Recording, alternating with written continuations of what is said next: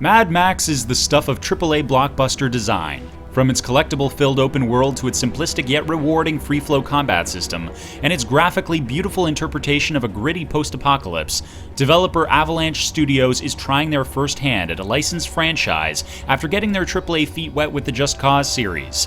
And with last year's Fury Road film reviving interest in George Miller's original 1979 cult picture about a lone officer steering through a dystopian wasteland, the time is right to find out if its skull-adorned symphony of sand, blood, and barbed borders is still relevant. From the same publishing studio that brought us the Batman Arkham series, expect to find the same studio polish that covers all its high-budget bases. And though initially a little puzzled at itself, this 2015 reboot, unrelated to the latest film, is an afterburning blast that quickly becomes a dream for to-do list lovers. Mad Max follows the blueprints firmly laid by recent licensed adaptations, notably by avoiding the tried and tested error of sticking too close to the source material. Instead, the story writers enjoy the creative liberties that reinterpreting a world provides. The universe is still the same, but the plot veers onto the shoulder a bit. In this iteration of the dystopian cult classic, Max is ambushed by Scabrous Scrotus and his gang of war boys, who make quick work of Max's iconic V8 Pursuit Special and leave the Aussie rogue for dead. A hunchback named Chumbucket, reminiscent of the shunned Spartan in the similarly styled 300, and a disheveled dog are now his only allies, and so Max sets out to tame the insufferable wilderness. So what exactly is this dismounted driver's objective? Well, that's a good question, and depending on how you see it is very much both the strength and weakness of the game's story. The majority of the script's first half focuses on Max's efforts to lessen Scrotus's influence in the individual territories of the wasteland, in which the embattled leaders fight for sovereignty from the seclusion of their rubble-strewn strongholds. Your ultimate goal is Gastown, a wretched hive of scum and villainy that makes Mos Eisley's spaceport look like a petting zoo. But to get there, you need to first push the war boys out of each territory, one activity and side mission at a time. And there are a lot. Ultimately, the opening chapters are a confusing affair that leave you often debating Max's general objective. That's because the narrative here is threadbare, which on one hand stays true to the source material. After all, out in this barren post-apocalypse, the goals of most center around survival and rebuilding civilization. Thematically, anything else seems trivial. But therein lies its weakness as a storyline that only picks up in the final hours, leaving you with a taste of identity crisis.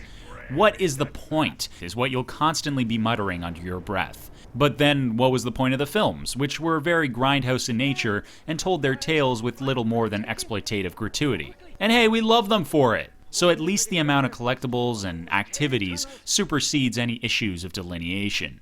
The wasteland is literally a sandbox that has so much on the side that you won't even pay attention to the main story once it starts manifesting by the 5th hour or so. But that's okay, because there are enough to keep you entertained and cater to the completionist, encouraging you to 100% every location. You'll clear enemy camps and oil refineries, rip down iron scarecrows with your car's conveniently equipped power cable, fetch valuable resources like gunpowder for dubious allies, secure highway routes by eliminating armed convoys, and of course take part in destructible races against other drivers. The variety keeps the pace going well, but only if you don't mind forsaking the story. As most of Mad Max focuses on territoriality and strategically drawing lines in the literal sand, the game's main attraction, its stronghold system, appeals to the collectible lover and achievement whore in all of us. A stronghold is your base in a region, where the territory's leader and followers are attempting to muster some semblance of resistance against the tyrannical Scrotus. Upgrading these strongholds is vital to your overall efforts, and can be done so by collecting scrap scattered throughout the world. The more scrap you scavenge, the more upgrades you can build in each stronghold, from weapon caches to water reservoirs. All of these upgrades will help you out in the long run, especially when you're in a tight fix and need ammo or food. The system is a bit one-dimensional and sticks to the game's completionist themes, so if you love the feeling of sound cues letting you know you've just unlocked something, you'll feel right at home with Mad Max. Survivalism is a major part of the game, but its weak implementation leaves it coming off sort of as an accompanying aesthetic rather than a driving practicality. Everything is sparse in Max's world, from ammo and fuel to food and water, making every canteen refill a fleeting joy. That is, until the first few upgrades and discovered locations make this survivalist aspect moot. Strongholds soon provide ample resources, and upgrading Max gives him a lead belly that needs appeasing less and less. And though survivalist games are always a heart drummer if executed well, this mechanic's sense of desperation is lost when so much is afforded to you so early. If Twisted Metal became an open-world game, it would probably look something like Mad Max, which has a fetish for V8 dune buggies and grindhouse-styled paraphernalia. Acquiring and upgrading beefed-up metal constructs is half the thrill, which works in much the same way you upgrade strongholds and your character. You build a stockpile of scrap. Collect enough junk and you'll be able to deck out your ride in spike-mounted wheels, armored body, and super-powered afterburner. Your car is your closest companion, and as such, the customization options appeal well to the role-playing enthusiast and speed demon, not to mention they are about the only thing driving the narrative forward. The road is a dangerous place, and those upgrades to your magnum opus serve to keep you armed against the numerous respawning enemies that number the highways. It's only when the lifeless wasteland becomes a battlefield of mechanical menaces ramming into one another that Mad Max feels at most home with its respective license. Our only issues with the overall gameplay of driving and destroying were the frequent annoyances of having to get out of your car to pick up the scrap left behind by blown up transports, and driver respawn rates, which reminded us pretty quick of the infuriating random encounters of Far Cry 2, albeit to a lesser degree. On-foot combat follows the general rule laid out by Rocksteady's Arkham series. Much like the critically acclaimed superhero action game, Mad Max uses a free-form combat system that is based on simple counters and strikes. Max is no Bruce Wayne, however. His encounters more rugged, chaotic, and open to lethal brutality. Hand-to-hand fistfighting is obviously encouraged, and rightly so, because the drunken feeling of brawling power it gives you is a euphoric elixir on par with any flask of purified water. It pains us to say it, but one of the absolute worst flaws of the game is also the most unnecessary: its control scheme. For some reason or another, Mad Max features one of the most bafflingly backwards button mapping you will ever see from a AAA title. After spending some time away from the game and jumping back into the thick of it, we completely forgot how to use our weapons. The obvious answer to this dilemma is also the wrong one, because the right trigger, or shoulder button, makes Max sprint, typically a function reserved by one of the main face buttons, and the left trigger makes him jump. The oddity of this arrangement would only be justified were the movement functions imperative to the gameplay, but not once did we ever find ourselves craving the ability to jump, as the jump itself is so broken that it doesn't allow for scaling terrain any higher than half a meter. In fact, the only times we commanded Max to start hopping around was when we went to aim our weapons. But oh right, we forgot, silly us. If Mad Max takes a bit of a hit in the story and gameplay departments, it makes up for it in its vividly captivating production, because it understands that visual appeal is not all about color and vibrancy. There's often beauty in grayness, and Max's world is certainly gray, if not always literally. The environment's graphics immediately sell the open landscape, and much like you felt when riding the western frontier in Red Dead Redemption, exploration, which will account for upwards to half your playtime, is made extremely easy on the eyes.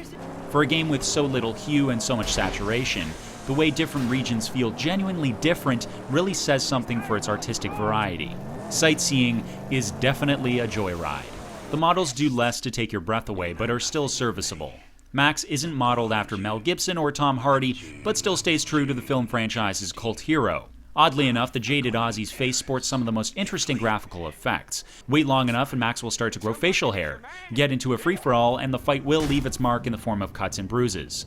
These vignettes are important because Mad Max features a world of imperfections, and those imperfections, if not highlighted and accentuated, would discreetly be ignored. The sound effects are an absolute powder keg, featuring some of the most powerfully sounding gunshots, explosions, and car collisions ever heard in a video game. The fights are more grounded than the light-as-air foot battles of Arkham. Max feels firmly planted by gravity, taking less steps to meet his opponents, but trades this lack of agility for power, and it shows in the audio. Haymakers will make you wince with the sound of their heaviness, and execution-style moves leave even the most desensitized, blood-bathing baron with the occasional stomach knot. Every time a sniper bullet just narrowly misses your swerving car frame, the realism of the crack that travels unanimously from air to metal to sand gets your blood flowing quick. The environmental audio is handled just as masterfully, especially when your car gets overcome by the fury of a sandstorm that would give the F5 from Twister a run for its money. Like any open-world game, there are a few bugs here and there, but nothing that cripples the overall experience. Aside from the plethora of problems that arise when you start jumping around, let us nary mention this again, other programming pitfalls included talking to people when a sandstorm hit, which leaves you wondering why the context-sensitive individual would be at the location marked in the middle of a cataclysmic natural disaster. But this nitpick is symbolic of the minuteness of the few quirks within, so don't pay it too much worry.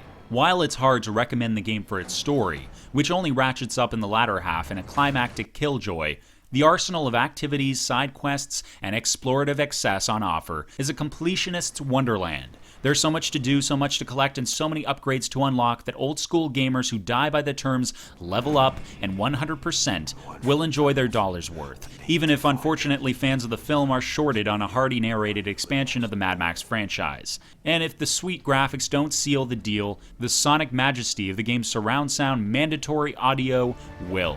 Despite its shortcomings, Mad Max is a wonderfully produced tribute to a franchise that takes all the right cues from developer Rocksteady. The result is a polished movie-to-game adaptation that stands with the ranks of Chronicles of Riddick, Butcher Bay, and GoldenEye 007. Get ready to be driven mad with fervor.